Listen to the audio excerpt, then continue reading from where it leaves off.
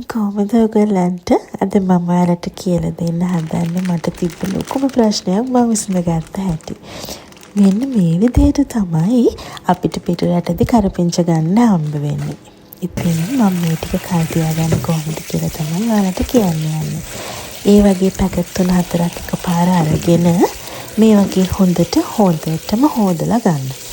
ඊට පස්සේ සාමාන්‍ය ලොකු පිඟානකට මේ ටික එකපාර නෙමෙයි සැරෙන් සැරේ මේ ටික අතුර ගන්න. එකපාර ගොඩ ගහගන්නේ නැතිව ඊට පස්සේ මේ ටික මම දානවා මයික්‍රෝවේව් එකට. ඉස්සෙල්ලා මම සාමාන්‍යයෙන් මේ වගේ ප්‍රමාණයකට විනාඩි 3ක් වගේ දාලා බලනවා.